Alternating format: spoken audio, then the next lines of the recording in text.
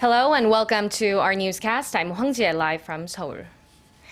Our top story this morning, South Korea and the United States are set for high-level talks on strengthening their joint deterrence measures against North Korea. Seoul's Defense Chief Han Min-gu, who is currently in Washington, says he will seek further assurances from the United States on its nuclear umbrella protection over South Korea, given the nuclear and missile threats posed by Pyongyang. Minister Han is in the U.S. Capitol with Foreign Minister Yoon Byung-se for talks with their American counterparts, Ashton Carter and John Kerry. The four officials will hold their so-called 2+2 talks on Wednesday. Minister Han and Secretary Carter will hold their annual defense ministers' talks, known as the Security Consultative Meeting, on Thursday. South Korea's defense chief says the meetings are especially timely as they come amid rapidly increasing military threats from North Korea. The talks largely aim to demonstrate the two nations' solid alliance and discuss ways to deal with Pyongyang. And U.S. Defense Secretary Ashton Carter has reiterated the importance of South Korea to Washington's security policy in the Asia-Pacific region.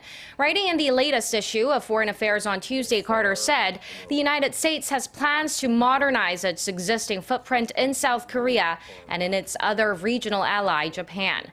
He said those capabilities include F-22 and F-35 stealth fighter jets, maritime patrol aircraft, B-2 bombers, and the newest surface warfare ships. The U.S. Defense Chief also reiterated that Seoul and Washington have agreed to deploy the THAAD missile defense system to South Korea at the earliest possible date as part of efforts to defend against North Korean ballistic missiles. He also touted the importance of trilateral cooperation between South Korea, the U.S., and Japan in coordinating responses to Pyongyang's nuclear and missile provocations. Local prosecutors have technically drawn a line under their 4-month-long investigation into retail giant Lotte Group. They've decided to press ahead with indictments after a court rejected their request to arrest the group's chairman on embezzlement charges late last month. The results of the probe will be announced later in the afternoon. Hwang Ho-jun reports. The 4-month-long probe into Korea's fifth-largest conglomerate is moving to court. The state prosecutor's office said Tuesday that it will indict but not detain the founding family of the Lotte Group on Wednesday. This includes Shin Dong-bin, the current president of Korea's fifth-largest conglomerate and the focal point of the corruption investigation, his father and the patriarch of the group, Shin Gyuk-ho, as well as his estranged brother, Shin Dong-ju, who's the former vice chairman of Lotte Holdings in Japan. They will be charged with tax evasion, embezzlement, and breach of trust. The Lotte's founder's common-law wife, Seo Mi-kyung, and his youngest daughter, Shin Young-ja, have already been indicted on charges of tax evasion, making 5 family members altogether to be tried in court. Shin Gyuk-ho allegedly evaded hundreds of millions of dollars worth of gift taxes by handing over 6.2% of Lotte Holdings shares under a borrowed name to a firm owned by Seo and his daughter. The founder is also accused of steering them about $69 million worth of deals to operate snack bars at movie theaters run by Lotte. Shin Dong-bin allegedly embezzled more than $44 million and caused the group losses of $155 million plus. Moreover, he's also suspected of orchestrating a series of shady deals between the group's affiliates. For the past 4 months, about 500 of Lotte's executives and staffs have been summoned by prosecutors, either as a suspect or a witness. The investigation had faced a crisis when Lee In-won, the group's vice chairman, was found dead in an apparent suicide in late August, right before being called. The results of the Lotte probe will be made public by the prosecution on Wednesday. The trial for the indicted family members is expected to last as long as a year. Hwang Ho-jun, ARIRANG News. With less than 3 weeks to go before the U.S. presidential election, a new poll shows Hillary Clinton holds a decisive advantage over Donald Trump in the competition for votes in the Electoral College. Kim Mo-kyun tells us more.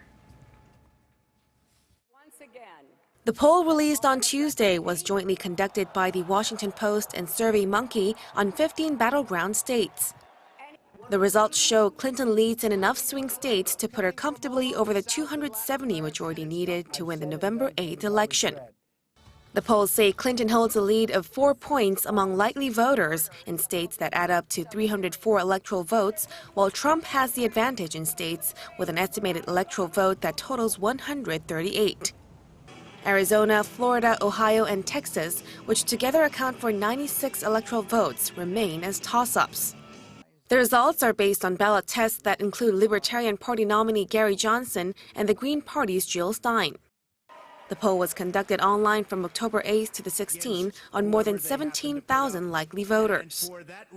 Meanwhile, regarding the latest scandal rocking Clinton's campaign, President Obama says claims of collusion between the FBI and State Department officials over the classification of an email on Clinton's private server were just not true.